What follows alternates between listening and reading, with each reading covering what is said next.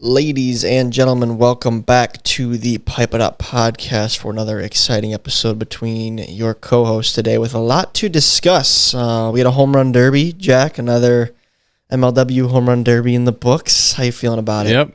Yeah, another derby, another first round exit for the kid. Yep, so right there with you. You know, is what it is. It is what it is. I had fun. It was a fun day, fun derby. I will say I left after I was eliminated, so watching the video was great because I actually didn't know what happened. Me too. And it was an electric video, so yeah, excited to chop it up with you here, Tom.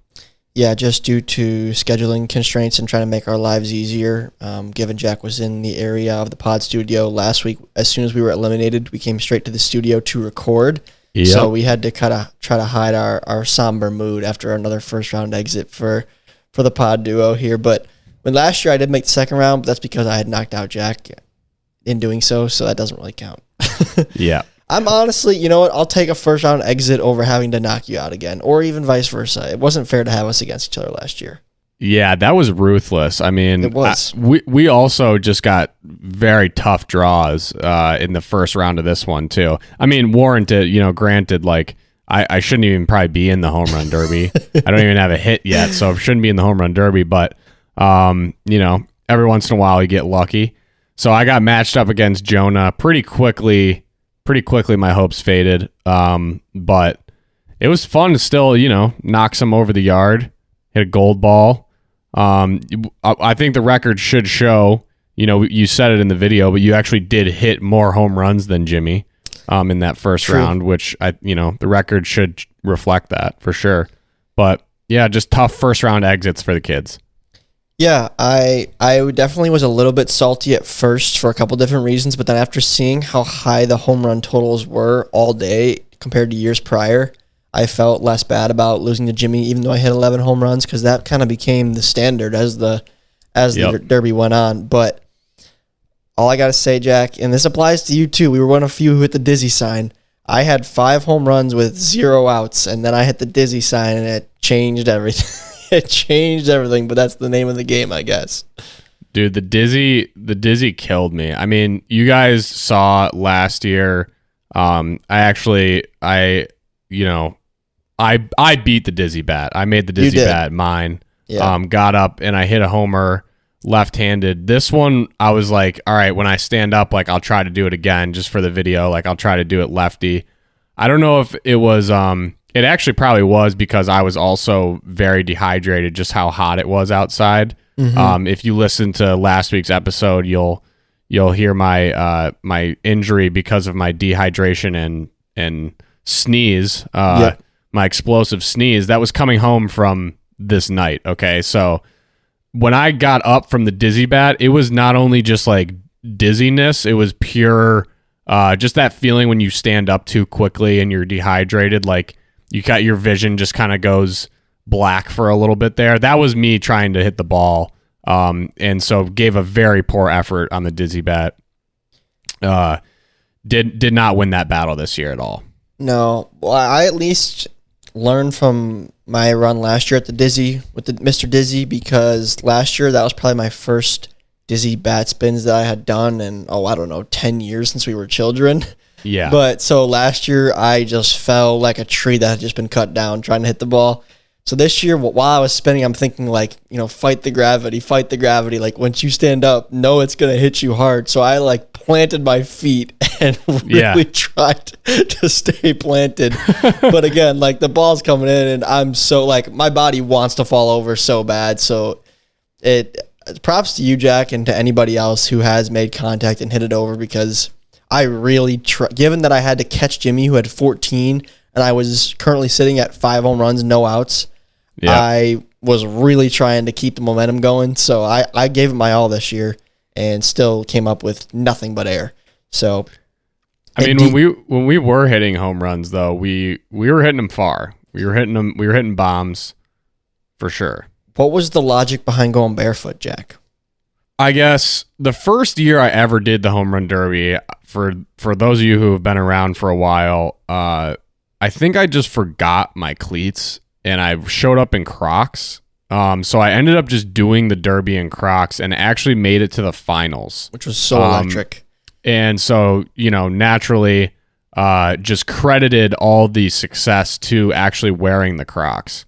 The next year, I was like, I'm legit. I can actually swing in a Derby. I'm going to, take this one seriously, get an easy dub, wear some cleats. I think I hit 1 home run in my opening round, maybe 2. So quickly eliminated there. The year after that, I was like, okay, I'm not going to go cleats. I'm not going to take it that seriously. I'm just going to go out and have fun. But I think I had lost my pair of Crocs. Oh no! And which have not yet been replaced. But I believe I did it in Birkenstocks, or some other like open-toed shoe. That sounds familiar. Which, yeah, that didn't go as well. The Crocs, I mean, I don't know what it is, but the traction on the Crocs were much better than the Birkenstocks. So then this year, I was like, well, there's only really one more option left, given my wardrobe, and that's pretty much to just not wear shoes. And I was thinking, it got cut. The Swagner cam didn't make the video cut, which I've already given Kyle my taste on that. That'd make a tough cut in our drive down to Chicago, but in the cut, I did say that I was going to try to ground myself with the earth and feed off the earth's energy to give that a lot, to give me some extra power on the home runs. So it worked for a while. I was also, while other guys were swinging, there were a couple clips. If you saw me in the back, like sitting on my phone like a nerd, what I was actually doing was watching that the video back of my first home run derby, which I think was in 2017 maybe, or I think it might have been 2018 because it was at the Meadows. Correct. And so that's why I had Dan throw to me, because I was like, Dan, you were the one who threw to me then. Like, we got to run it back. And yeah, I mean, it didn't work how I thought, but I like my chances going forward in future derbies. I think I've studied the tape. I know what I got to do. I was just a few swings away from having a really good first round. I think I know exactly what you need to do, and that's get yourself a pair of Crocs. I think I know what I'm going to get you for Christmas this coming year. That's exactly what I got to do. The thing is they don't make them like they used to. They really don't. I mean, Crocs still makes a good shoe, but there's so many like different styles out there now that I don't really like of the Crocs. And there's like the OG like specific style of Crocs were the ones that I really like. So it's really easy to just be like, oh yeah, those are Crocs, get those. And they're not really the ones I like. And I think that's why I've just avoided like getting them, because I haven't found like the OG ones that I like. So I'll have to do some research. I'll find the ones. If I got to buy them, off some dark web website or something, I'll do that and make sure I'm ready for the Derby next year. Yeah. Yeah, I think that's necessary. I might get a pair myself, to be quite frank. I gotta say, I'm gonna give myself a little bit of props here, because to be quite fuzzy, I'm gonna give myself a little bit of props, Jack, because after Jimmy went first, Jimmy opted to go first against me, hits 14, and everyone, the Chadwick, a bunch of guys are in my ear like, oh, good luck, Tom, good luck, and I'm like, fellas, it ain't over till it's over. It ain't over till it's over. And I went out there with Reichart, who's my pitcher. I texted him the week prior. I was like, yo, what are you doing this coming Sunday? You want to throw to me in the Derby? He's a good buddy of mine. So we went out there together, and we were rolling. We were absolutely rolling, and we fought till the end. I tried to stay cool, calm, and collected. We hit 11 home runs. We didn't get any of the bonuses, which didn't help us, didn't help our cause. But I'm a bit disappointed I didn't make some adjustments as it went on, because I started to hit the ball at the end of the bat a little bit, and I couldn't find it. But I'm proud of the effort. I think people counted me out before the round even started, and we were right there. I was right there in the mix. Yeah. So that's. I think it was a great effort from everyone involved. I mean, we even had fans out there getting involved, throwing to Andy. That was pretty cool. How about that fan with the Kobe shot into the bucket? Did you see that? Yeah. I actually didn't see it, and then I saw it in the comments, looking for comment of the week, and I watched it back, and I was like, that actually was pretty sick. It was elite. It's the little things like that I love. I mean, we had Kyle puking in the woods there. That was a bit concerning. But I mean, I think that shows you guys how hot it was. I think he probably didn't prepare well enough, probably didn't eat enough. Eat, drink, stress, it's a lot of factors. It's a lot. I mean, it's a long day. He's got a lot on his plate. So long. And everything that was on his plate was then put into the woods. So it was. He lost his lunch there. Again, we left Jack, so I didn't know that had happened. So I'm watching the video, and I texted him. I'm like, dude, what? Like, can I get a remark for the pod on why you threw up? And he pretty much just said what you did, Jack. How it was just a combination of super hot, just heat exhaustion, running around all day between the All-Star game and the Derby prep. The day leading up to it even is long. Like, this is up there for like a big out-of-state event in terms of just how much it takes to come together, because the timeline's a little funky because you don't actually know the All-Stars till like right before the game itself. So then you're kind of scrambling to make jerseys and to get everybody there, figure out Derby matchups. Like it is a bit stressful. So I've never actually thrown up from heat exhaustion or anything like that, but this would be a candidate for it. Let me put it that way. Yeah. Yeah, no, for sure. It's a lot going on. So that's what you get from the commish. That's how you guys know he's giving it his all out there. He's leaving it all on the field, even behind the camera. No doubt about it. In terms of Derby performances, I picked Heath going into it. He did not disappoint, played super well. Drew just decided to come out of nowhere, and being down to his last out in the first round, then hit 7 gold ball home runs and then cruise into the finals from there. But Cratch definitely had a shockingly slow day right from the get-go against Purdy in the first round. He didn't quite have it. I think, he should have went with Greg. I don't think it would have tarnished the legacy that they made last year. That's my one flaw to Ryan. I don't think so either. I mean, it's like the outcome is, okay, well, even if he did as bad as he did in this Derby with Greg, it's like you still won that first one with Greg. But you also have the opportunity to defend your title with Greg, which would just make it that much sweeter. So I was kind of I was expecting Greg to be thrown out there. I respect Ryan's decision not to. It was cool one time, but I honestly think it greatly increases Ryan's chance of winning because Greg just knows where to put him. He knows where to put him for his boy. I agree. I think Cratch did he have Warda throwing to him? Yeah, I believe so. Bold. And I mean, Warda, if you're listening to this, man, you've had your time on the mound. And it's not easy to be a home run derby pitcher. You know what I mean? Because I think we've seen it over the years with Cratch, with Heath, having a guy that you like have chemistry with to throw it in there and a guy that like knows where you want it, knows where you're feeling it. It definitely makes a big difference. Yeah, I agree 100%. Before we move any further, Jack, too, we're talking about everybody besides, I think, the winner, who's Jimmy Norp. And Norp just checks off another box in his career. Shout out to him for winning. Get Norped. We all got Norped. We all got Norped on that day, and he earned it. He was pretty consistent throughout the entirety. It did, however, the finals got intense. It came down to the gold ball, which was pretty cool. But, Jim is very good. That's back-to-back derbies for him because he did win the home run derby in Vermont last year, the Vermont Classic. I believe that was the last derby he participated in leading up until this one. So Jim's found himself a stroke in the derbies, it seems like, and it doesn't really surprise me. I shouldn't say that. I thought it'd be Heath, to be honest, or Cratch again. Those two have been so good, but it shouldn't have surprised me. But when I called Jimmy after the derby and I was like, yo, who ended up getting it? And he's like, you're talking to him. And I was like, Jim, you got it? And I was like, let's go, dude. Congratulations. So I was happy for him. Great guy. And, shouldn't have surprised me. Yeah, like you said, a bit surprising just because I didn't think this was going to be his year. That being said, I don't think that, I didn't think Jimmy was going to retire from MLW having never won a home run derby. Agreed. His swing is very derby friendly. He's just too much of an athlete and a baller and a gamer not to win an event like that.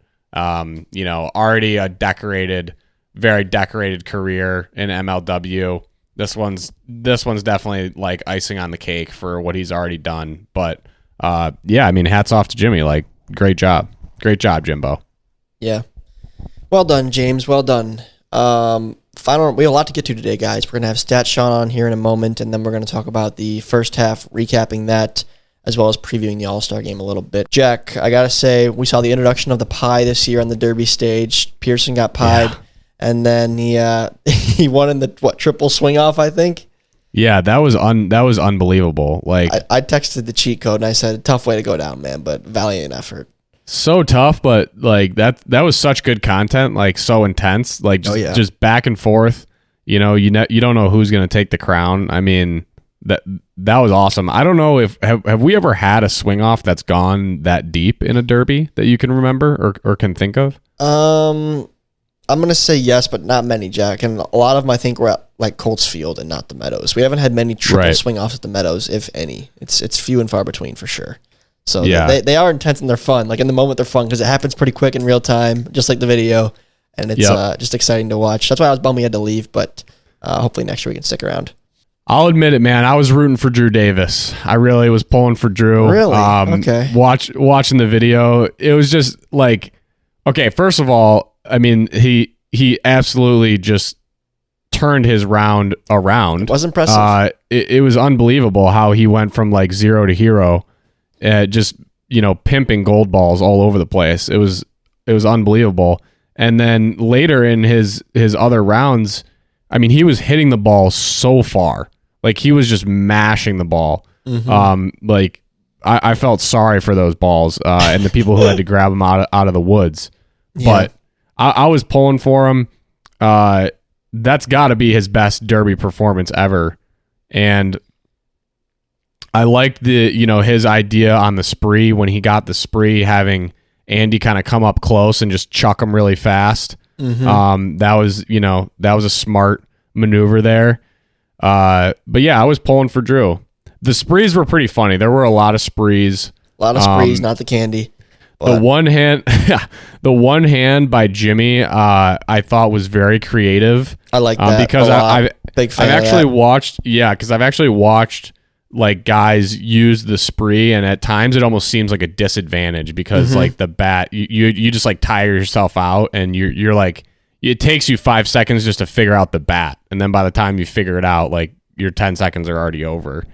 So yeah, the spree, I've had some observations over the years. We saw it a lot this Derby, and I think when you're hitting in a home run Derby with the yellow bat and trying to switch to that spree with two hands again is like such a awkward transition to make in the moment. I think the one hand makes it such a different motion that you don't really have the two swings conflict.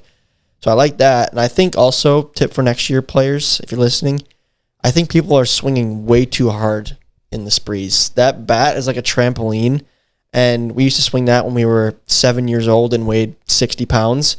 So I think we need to swing a lot less hard, and the bat, let the bat do the work. Just kind of bop it. Yeah, just bop it. Bop it. Bop it, twist it, then pull it. And I think we'll see some more success. But some that's a good audio impression. I think we'll see some more success. But with that, Jack, last remark I wanted to ask you is there any penalty or power up that you'd wanna see added in the 25 Derby next year?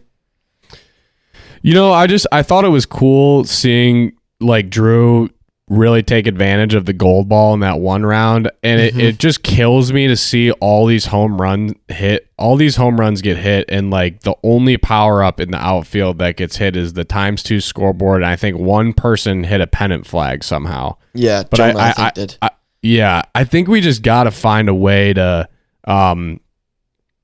like either make those power-ups somehow more attainable. Like, I know it's kind of like a chance thing anyway, and you don't want it to be like someone can just like take over a round because of like an advantage in a power-up. I have mixed feelings about it for sure. Yeah, I just think it's a home run derby. Like anything can happen.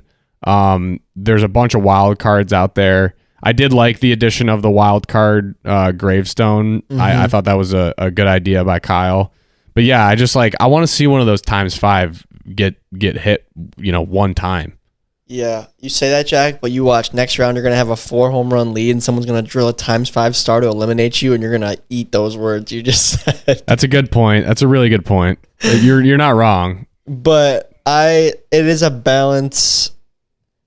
again, as a participant, it really irks me when I get targets hit against me, but as a fan, it's probably exciting to see. It definitely is like a logistical and even like an engineering challenge to get a target large enough and high enough off the ground. Like it would actually be a pretty significant investment, I think, money-wise, to make something like that happen. But it would be exciting because, as you guys notice, like a lot of the issue is guys are launching balls so high and so far because they're swinging so hard in these derbies that oftentimes these targets are just sailed right over, you know? And of course, there's not really any lefties participating besides Chadwick. So that also creates a problem as, like, if you want a lot of stuff hit, it's a cram one side of the field, and then that kind of, you know, there's pros and cons to it. But I like the take, Jack. I think it is exciting to see more targets hit. Also, though, it's like a meme at this point that we've had that ×5 star in the air for so long that I just want to see it. I just want to see it get hit as it is to make it that much more electric when it happens. I mean, maybe we do more where there's like some more wild card type stuff in the, you know, like actually in the outfield, or like against the on the banner, you know, like a certain banner. Would the BL 101 sign got hit quite a bit. Yeah, like if the BL 101, like maybe that was you know, a mystery box or something. I don't know. Like, I don't know. The power-ups are fun is all I'm saying. And I feel like you can't have too many. Unless you only hit Mr. Dizzy, then it's not a lot of fun, Jack. That one's not that much fun. I'd be fine if we took that one out, for the record. Mr. Dizzy can take a hike next year. That one, yeah, he can kick rocks. I think one that would be kind of funny, but also it could be a disaster. I'm big into, I'd have to test this first, you know, in a controlled environment and see how it would look on camera and how the players like it. But I think it'd be funny if one of them was like, there was still the one white wiffle ball thrown at you, but like also a bunch of other objects kind of thrown at you, like before and after the pitch, like football, whatever it is, like Nerf balls. Like bring in 10 other objects to kind of be hurled at you at the same time. We have to kind of fight them off and still try to hit the ball. I think it'd be a funny thing to witness. That is a good one. But I like that idea. But we'll see. But all right, another great derby. Congrats again to Jimmy. And Jonah, you're still my pick in 25, brother. You're going to bring it home for me again one of these days. Let's jump into the comment of the week before bringing on Stats Sean here, Sean Huff, in just a moment. I got a 2 for this week, Jack. There was 2 good ones. Nice. There was a lot of good comments, actually, but I narrowed it down to 2. And this applies to you, Jack, what you just said. But comment comes from Greg, and it says, normal people, they say, I'm rooting for this player. But me, I'm rooting for a ×5, not an edge player. Because that's fair. I mean, I think we're all kind of rooting for that at some point, and I think it was 45 minutes of people anxious to see it hit, and it did not get hit, so bummer. One final comment as well, and this one was a wholesome comment. I like this a lot, Jack, and I like how you said you're rooting for Drew, too, because I do send a lot of jabs the Cobra's way for whatever reason, and this comment says, usually Cobra antics don't appeal to me, but absolutely nothing but respect for Duran and letting the fan pitch to him. Give up a shot at winning to do it. Respect to Andy. That was a classy move, and the fan, I think, really enjoyed it. But for the record, I don't think he gave up a shot at winning at all. The kid was saucing him in there, and Andy's. If you've watched Andy at all this year, you're probably not surprised that he didn't do well in the home run derby because the home runs that he hit, the home runs that he continues to hit are balls that should not be home runs. Like they're pitches that he somehow manages to get to and just connect with. And those end up going out. So didn't surprise me that he didn't have like a great day, but definitely was not the fans' fault. Wasn't the pitcher's fault. Was not the pitcher's fault. Next, I'll take applications right now for a fan who wants to come out and pitch to me next year. Although me and Reichart should run it back also. But if someone sends a good application in to me via DM, I'll consider it. I'll consider it. You heard it here first. Nice. Man of the people. But all right, let's get Sean in here now and talk first half numbies. All right, folks. He's back, and it's time to talk numbies. Sean Huff, thank you again for joining us. It has been since before the season began, or maybe did we do a Slate 1 recap? We did Slate 1 because like a million guys pitched. Yes, that's correct. That's right. That's correct. That was a key numbie from Slate 1, a million guys pitched. But yeah, we always love having you on. The feedback from the fans is great, and Jack and I are numbies guys, and we have played now 9 games per squad in this league through 3 slates, and there's been a lot to digest. It's been a very condensed first half, not a lot of disparity between the teams. Everything's pretty closely knit in terms of the standings on both sides. So I want to hear your key takeaways for, maybe each squad or the league? I know you said you put together some stuff that you wanted to share. So just what were some of the standouts to you from a numbers perspective in the first half? Yeah. So I have like one thing ready for each team, but Perfect. I'm not gonna go in any particular order here. I know you just said like one of the big things in the first half was how close together all the teams are. Like there's 3, 6, and 3 teams. There's three, 3, and 6 teams, and then Correct. uh, there's a 5 and 4 and a 4 and 5. Mm-hmm. So the spread is only 3 games, of course, but the spread, like when you look under the hood a little, is a little wider, Hmm. and that's where I kind of wanted to start. Was the Eagles have been the best team. Like they're just the best team in the league. I know they just lost a series, but even in the one series they lost, they outscored their opponents. They put up 11 runs in 3 games. Like they're the best team in the league. They have right now their run differential, which is just like really simple runs you've scored minus runs you've allowed, is plus 21, which is first in the league by a lot. But the pace, if they kept that up over 15 games, would be plus 35, which no one has done since 2021. The D-backs and the Wildcats both did that in 2021, but no one's done that in the last 2 years, which I thought was interesting. Sean, we don't pay you enough around here. I'll tell you what. Yeah. What a stat to start us off. What a stat that was. And I actually looked, and I'm not going to get too into it, but there's a way to project what your win percentage would be just based on your runs scored and your runs allowed. mm-hmm. And if the Eagles kept going at this pace, which they probably won't, it would be really hard to. But if they kept going at this pace, they would be expected to win 87% of their games. Wow. Jeez. Well, that's a little concerning. I got to play them here in Slate 4. Maybe I should watch some extra film. Tough draw. Best team in the league.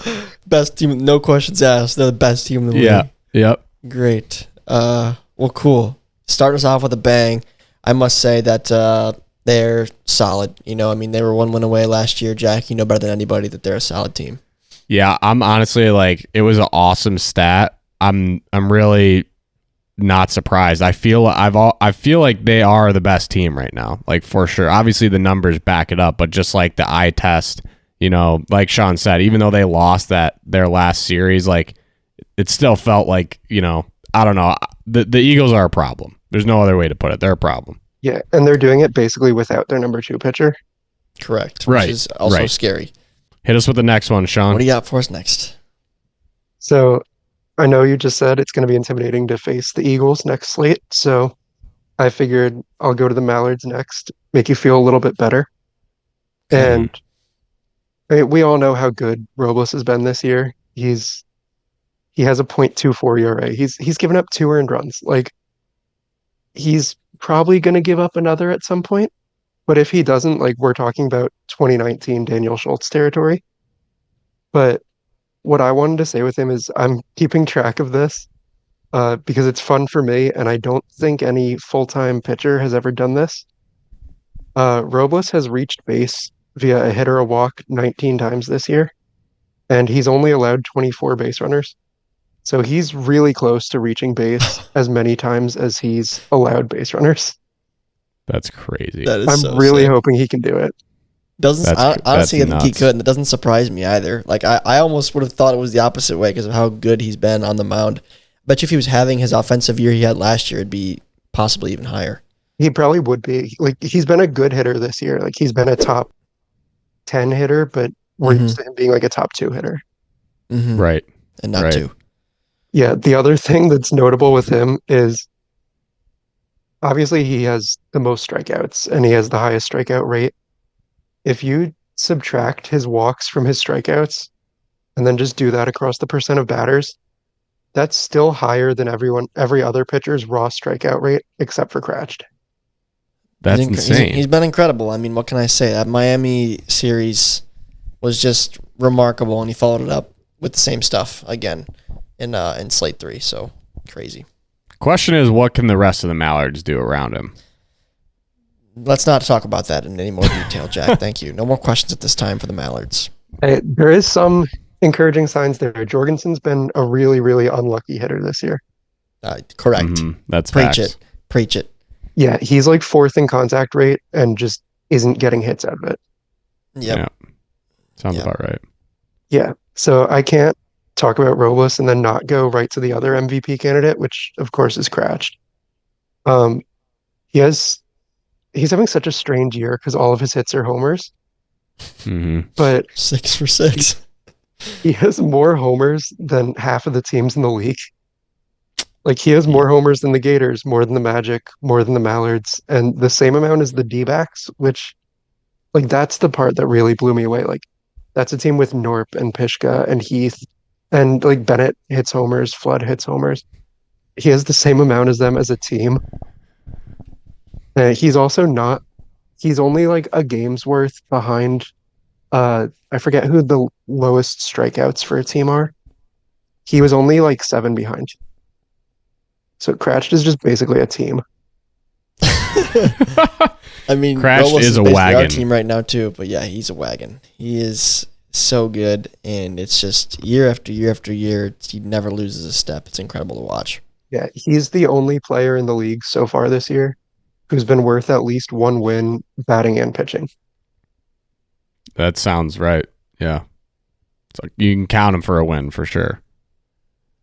Seems like every series. I mean, I don't see anyone. I feel like the only person that could feasibly catch him for MVP would be Jordan if Jordan like absolutely popped off at the plate in the second half of the season. That's pretty much it. I was going to get to that later, Jack, but I 100% agree. I think if Jordan, I mean, I think if he just gets a little better at the plate, I guess Cratch is so good though. I mean, it's tough. It'd be tough, but I think postseason could play a factor in that as well. Yeah. But I still think Jordan could catch him if he gets hot at the plate. I have Jordan a little bit ahead right now, just because they're so close on hitting and pitching, and Jordan's the better fielder. Okay, there you go, Jack. Okay. So, how many home runs does Jordan have, though? Just 1, I think. Maybe 2. Maybe 2. 1 with an asterisk. Okay. Oh, that's right. Okay. So I mentioned the defense there, and I'll go to the D-backs with that, of course. Especially because I know when Norp was on last week, right? He was talking about like how the D-backs are so good at little things like that. And he's absolutely right. The D-backs have been plus 11 runs fielding this year as a team. That's insane. It's almost gross. Wow. That's like run a game. More than that. Unfair. Second place is the Eagles, and they've been plus 4. Even better, Norp is first in the league, Heath is second, and Pishka's fifth. Just unbelievable fielders. They're good, and you got to give credit where credit's due. That is a lot of Jimmy. And, he puts a big emphasis on that in practice, and I'll be the first to admit, I just don't for the sake of time. It's tough, and those guys find a way to make it happen. So props to them. Yeah, I was concerned earlier this year just because Norp and Trey weren't getting as many strikeouts as usual. It doesn't matter when their fielding is that good. Mm-hmm. Yeah, I mean, it's series-altering stuff, season-altering stuff. There's no real natural segue into the next one, but... You've done great so far with the segues. Yeah, I gotta be honest, you've been killing the segues. It's been remarkable to watch. The next one, though, I wanted to talk about was the Cobras, who... we know their offense has been really good this year, and a lot better than it has been in the past. But I wanted to just directly compare it to last year. They've already outscored themselves. This year, they've scored 35 runs. Last year, they had 26. This year, they've hit 10 homers. Last year, they had 8 all year. And my personal favorite, their team OPS this year is 1015. They only had 1 hitter over that last year, and it was Flynn, who isn't even starting anymore.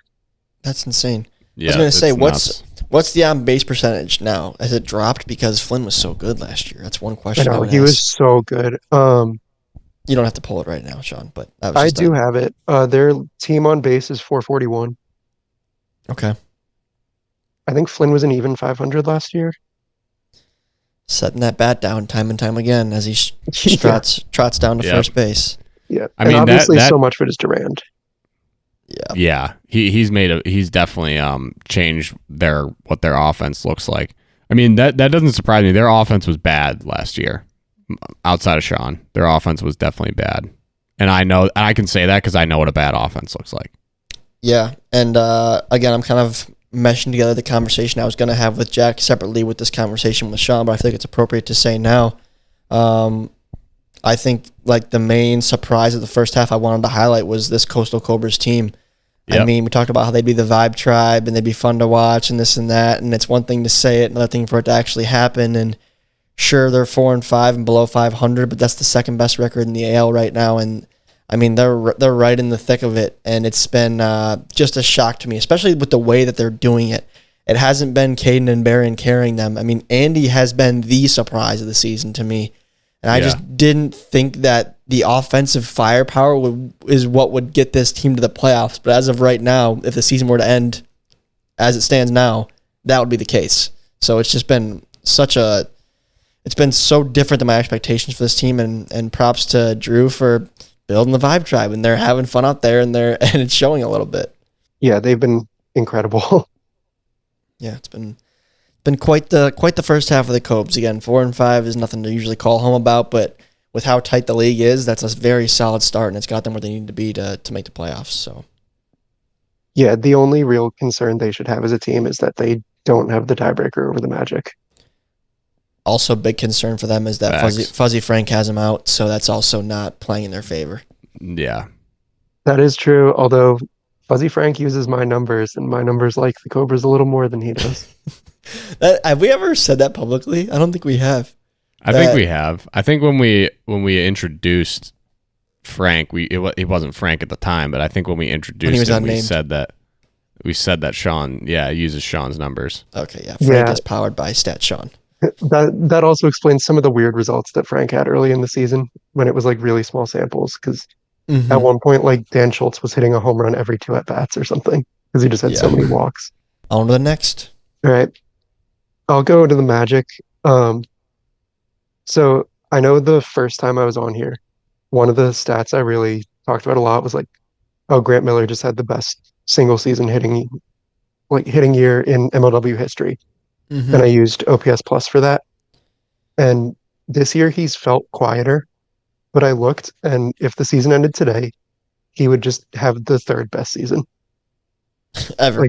Like finishing behind himself and who else? Like a 2020 and 2021 Norp. Oh wow, I nailed that. Let's go. Nice. Good job, Tom. Yeah, he has a 225 this year.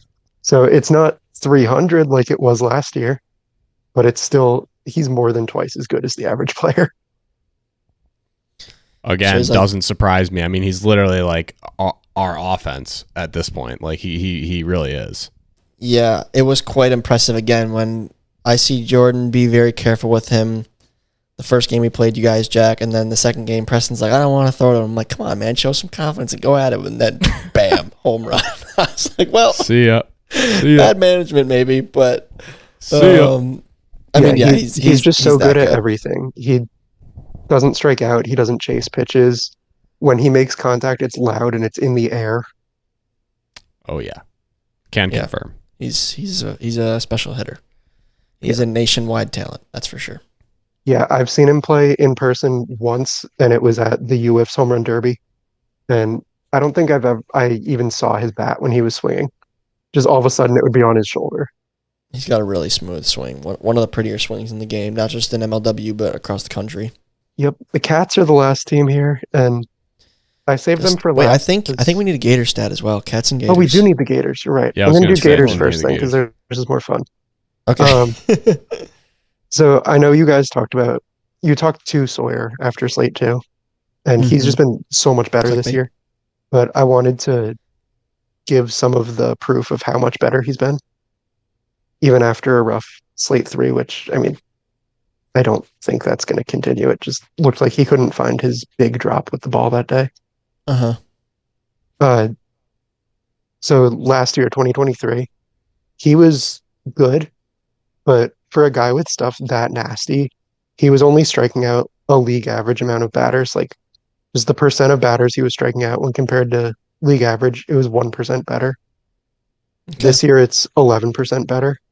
Although he isn't like really striking out more guys, it's more that his walk rate is so much lower. His walk rate went from 85% of league average, so that's 15% worse, I'm sorry, that's what it is now. It's 15% worse. It was 25% worse last year. So yeah, 10% improvement in both categories. It's pretty good, yeah. Yeah. So now, when you take his strikeouts minus his walks, he's above league average in that. And last year he was literally half of league average. Interesting. So how does he compare, I guess, stats wise to like the rest of the aces in the league? Like if you had to rank them all like 1 through 8, I suppose. He'd be in the bottom half, but he's not like out of place. It's when he gives up contact, he gets crushed. That's his real issue. And that's been an issue for other guys, and they figured it out. Like that was a thing for Bonham early in his career, and he figured it out and had like a Cy Young season. All right, Cats, bring it home. Bring it home, baby. Cats are like the least interesting one just because they don't have one superstar player. Like they just have a lot of guys who are good. So I wanted to talk about Ballman because his stat line is really weird. He doesn't walk anyone. He he walks less than half of league average, and he strikes out a lot of guys. The only guys better than him when you do strikeouts minus walks are Robles and Cratched. But he's had a lot of bad luck, I think. When balls have been put in play against him, they've been a hit 2/3 of the time. And the average for that is 44% of the time. So I don't know if it's just a fluke, like the balls have happened to find holes against him, or if like maybe they've had worse defenders out there behind him. Like I know Saylor wasn't at the Brooklyn series. Saylor's a good defender, so that hurts. But I'd expect him to regress, like positive regression in the second half, and be a lot closer to like Cratched Robles level than a 4 ERA, which he's a little under a 4 ERA right now. The Cats have also been an unlucky offense. They're third in OPS plus, and they've only scored the 5th most runs. Yeah, that's tough. The ball has definitely not bounced the Cats' way in the first half, and to be honest, I got nothing bad to say about PB. Like, he looked elite at times. I watched him pitch against the Preds. He went toe-to-toe with Cratch in that outing and was near perfect throughout the earlier part of that series. But for whatever reason, again, maybe it's luck, maybe it's not. Who am I to say? But the balls that have been put in play on him, I wouldn't say they're like unluckily finding holes and whatnot. They've just been hit hard. I mean, calling a spade, there's been some hard hit balls off him over the fence or to the fence, whatever it may be. Doesn't help when you're playing on turf either in Brooklyn where the ball's moving fast. So I don't really know what to attribute that to, given that he's striking out guys pretty consistently and his movement is good. His arm slot's tough. But for whatever reason it may be, there's just been a lot of the balls that have been hit. The guys he's not striking out are hitting the ball hard. So I think maybe that will, like you said, regress to the mean. Yeah, he seems like a guy, like I'm a big baseball fan, and the guy I think of with him is George Kirby. No way. I don't know if Jack, I know you're not really a baseball fan, but Jack loves baseball. He's really knowledgeable about baseball statistics, actually. Yeah, I'm big into it. I know them all. You know George Kirby for the Mariners? Jack's middle name, OPS plus. Yeah. Yeah. I mean, I know George Kirby for the Mariners, but for the listeners who might not, I guess give us what his background might be. Okay, so he's a really, really good starting pitcher with really good stuff. Like throws high 90s, good movement, good splitter, good slider. But his calling card is he has this incredible control. Like scouts grade guys on a 20 to 80 scale, and they say that he has 80 grade control, which I've never seen before. But his problem for years, like he had just been like a good number 2 starter. Yeah, he had just been like a good number 2 starter because he was actually throwing in the zone too much. Like he'd be up 0-2 and then he'd just throw a slider down the middle because he couldn't stand throwing balls. Mm-hmm. That it seems like that might be Ballman's problem to me. Like almost every strikeout he's had has been a pitch in the zone. Like he isn't getting a ton of chases, except for above the zone. He does get a lot of chases high, probably because of his arm angle. But he's just filling up the zone, and that's a good thing. But he has such good control, and he's not walking anyone, that he can afford to throw more balls and get more chases. And he's not going to give up as much hard contact then. Yeah, that's really interesting because I guess right when you said that, like, I just thought about our series against the Mallards and the series in Miami with the Mallards. Like, a guy like Jordan who's having such a good pitching year, you don't see as many of his strikeouts actually hitting the tin. A lot of them are guys just swinging and missing on like inside two seamers or something high. Like he does, as we've talked about previously, do a good job of, confusing the batters. And to what you're like, to your point, I mean, there's a lot of good hitters in this league, man. Like if you're going to consistently put it in the zone where it can be hit, eventually, yeah, there are going to be some hard hit balls. So I think that's a good, I know PB's listening to this for sure. So I think that's a good piece of advice there for him. 100%. I'm totally with that. And it all comes to with establishing strikes. We talk about all the time how important that is. And then once you do that, the hitters are forced to be aggressive with two strikes because there's a chance you're putting it there. So when it looks close, people are going to swing. But there's definitely an art to striking guys out. And it usually, against the good hitters, which there's a lot of good hitters in this league, a lot of times a strikeout pitch is not a strike. And the same goes for baseball. So something to learn there, PB, for sure. Yep. But Sean, that was spectacular, I must say. That was awesome. Give it a round of applause. I know it's a little tougher for Jack holding the mic, but just spectacular work. PB, cue some applause sound effects, but that may have been your best work, dare I say. Thank you. Gets better and better every time. Well, let's ask you this question now before we let you go here. Given that your statistics are essentially the brain of Frank, what do you think of Frank's efforts thus far? They've been pretty good. I was a little disappointed in the home run derby picks. They're very chalky, but I didn't have anything to do with that one, so I won't take any blame there. But overall in series, I think Frank's been pretty good. But who knows? Like, careful what you say, man. Frank doesn't hold back with the comments. You're right. You don't want to be on his bad side. Speaking as someone who's been on the other side of Frank, it's more fun being his friend. Of course. Hey, will I see you guys in Long Island? You will not see me. You will not see me either, unfortunately. But only got 2 weeks away. Is it 2 weeks? Is that soon? Pretty much. I think 2.5 weeks here, something like that. But yeah, I'm glad you're gonna make it out there. Definitely. I hope people recognize. I hope pod listeners, if you're listening, you're going to Long Island, look for Sean and get yourself a picture with Stat Sean. Hey, I'll be playing. I'll be trying to strike some of them out. You're the official unofficial Pipe It Up representative at the tournament, so you can create yourself a badge if you want and wear that proudly. Yeah, absolutely. I have the t-shirt. All right, Sean. Yeah. Okay, there you go. Perfect. But Sean, it's been an absolute pleasure. I appreciate all the hard work you do behind the scenes to help make our podcast what it is. I know the fans really enjoy it, so just thank you again for your time today, and I'm looking forward to having you on again in the future. Yeah, absolutely. Probably talk to you guys after the regular season. Yeah, 100%. For sure. I think last year we did a deep dive on the postseason with Norp, and Schultz might have been in the room too. I can't remember, but I think it'd be good to get you in the mix as well to really give us some data, some facts. Yeah, absolutely. Yep. All right. What a conversation with Sean. Again, we touched on like a lot of the points that I wanted to make about different teams within that conversation.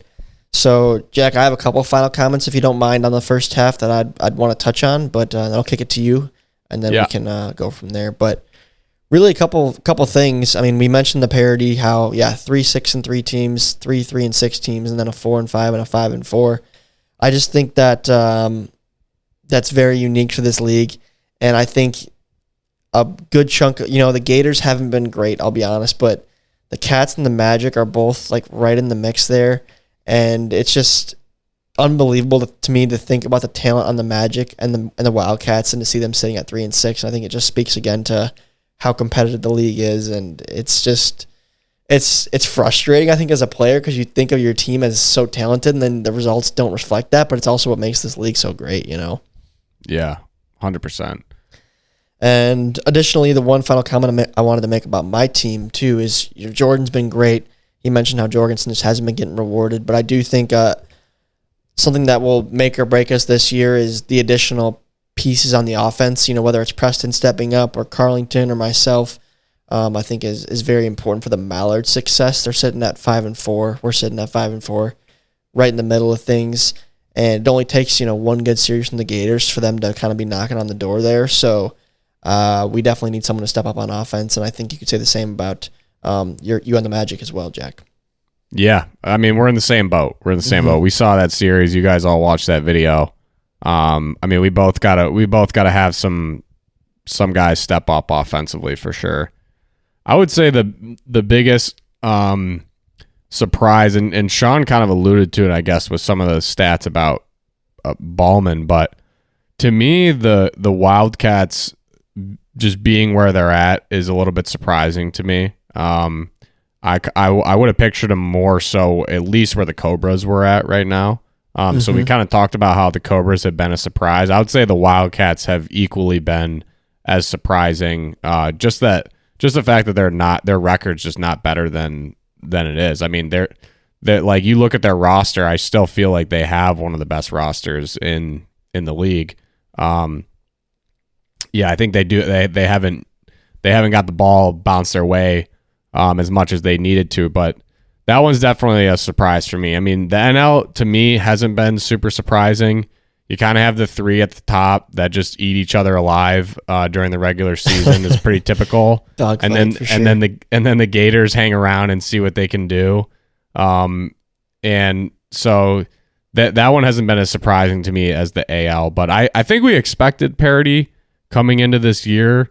We've talked about how it just seems to keep getting better and better each year in terms of just like the level of play across the board from each team. So I'm super excited. I feel like this year is going to be a team, the team that wins the World Series, I think is going to be one that, people don't really expect going into the playoffs for sure. Mm-hmm.